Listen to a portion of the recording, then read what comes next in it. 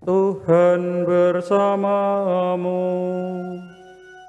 dan bersama rohmu.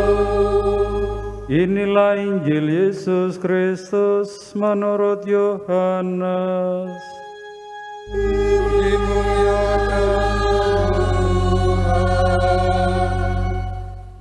Dalam amanat perpisahannya, Yesus berkata kepada murid-muridnya, "Jika penolong yang akan aku utus dari Bapa datang, yaitu Roh kebenaran yang keluar dari Bapa, Ia akan bersaksi tentang aku. Tetapi kamu juga harus bersaksi, karena kamu sejak semula bersama-sama dengan aku."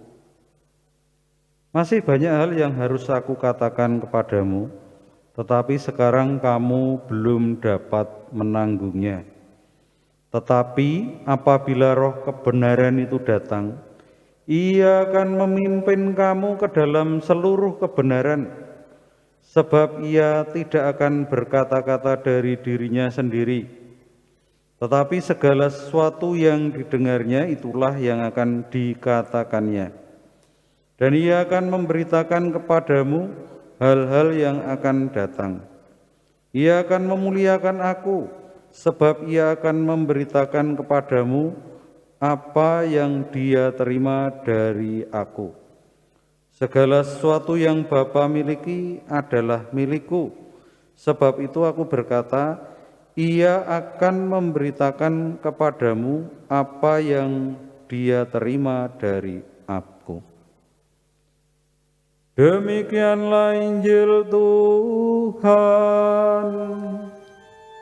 Terpujilah Kristus.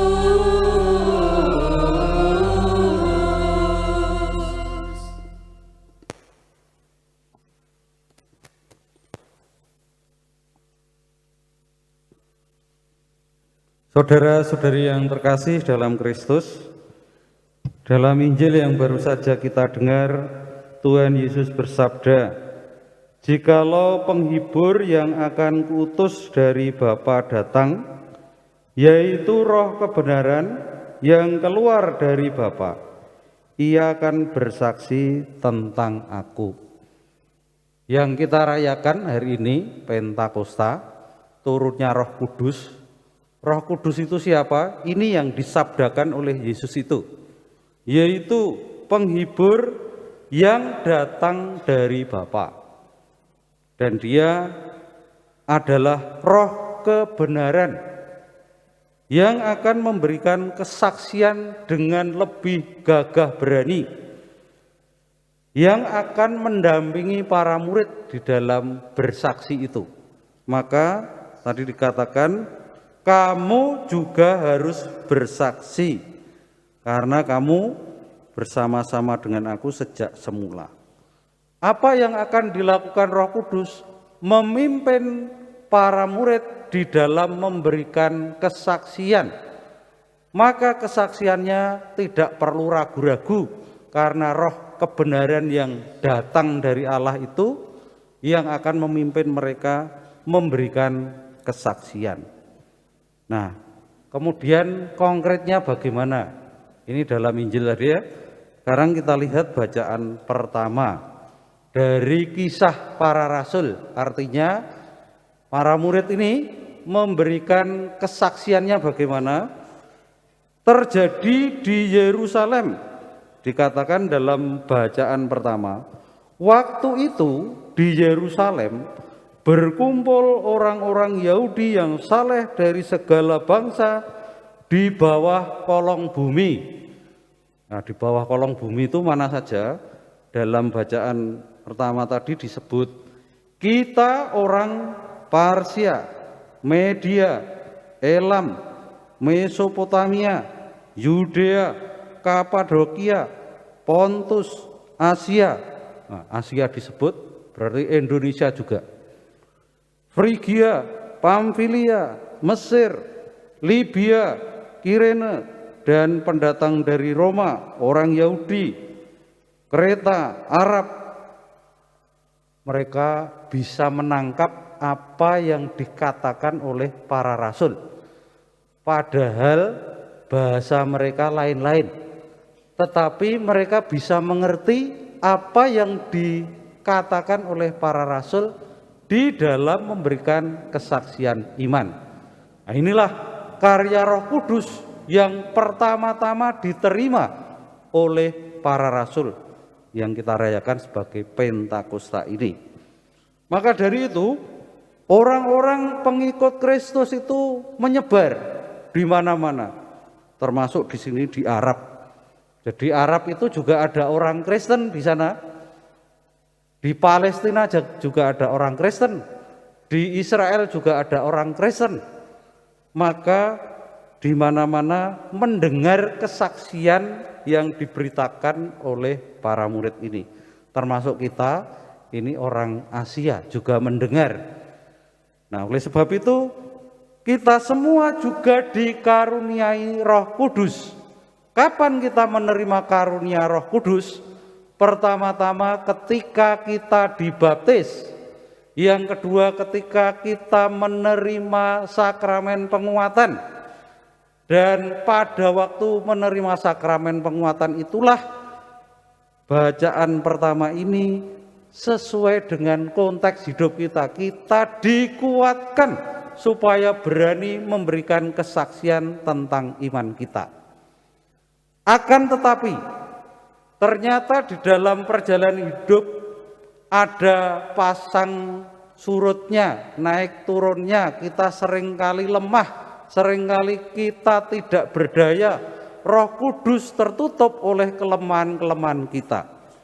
Apa yang harus kita lakukan?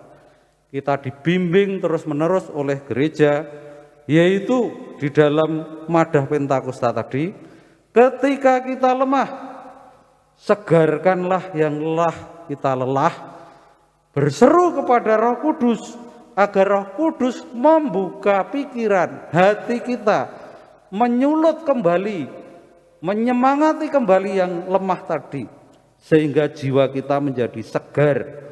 Ketika kita resah, gelisah, kita bisa menjadi tidak berdaya. Kita berseru kepada Roh Kudus agar Ia menenangkan hati dan jiwa kita supaya keresahan sirna, sehingga kekuatan Allah sendiri yang membimbing kita. Ketika kita mengalami kesenduan, kelesuan di dalam hidup kita, berseru kepada Roh Kudus agar kita dihibur, dilipur lara kita, supaya kita dikuatkan kembali untuk berani menjadi saksi-saksi atas iman kita. Sehingga kalau kita sering berseru kepada Roh Kudus, cahaya yang cerah itu akan datang, memenuhi hati kita, membuka kembali pintu-pintu keresahan kita, sehingga hanya Allah sendiri yang menolong kita. Maka tanpa kuasa Allah, hidup kita ini hampa dan hanya noda saja. Mari kita mohon berseru kepada Roh Kudus pada saat yang sama ini, supaya karunia-karunia yang diterima oleh para rasul, para murid pertama dulu juga kita terima, supaya kita menjadi saksi-saksi iman yang gagah berani, dan juga banyak orang semakin mampu mendengarkan Allah sendiri lewat bahasa yang kita serukan. Maka yang disebut bahasa roh adalah apabila kita bisa menerima dan memahami kehendak Allah di dalam hidup kita, Anda sudah memiliki bahasa roh. Tetapi bahasa apapun kalau Anda tidak mampu mendengarkan dan mampu memahami Allah atau kehendak Allah di dalam hidup kita, itu tidak ada bahasa roh yang kita miliki.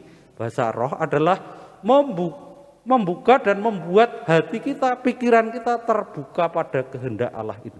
Sehingga kita mampu melaksanakan kehendaknya dan berani memberikan kesaksian iman kita.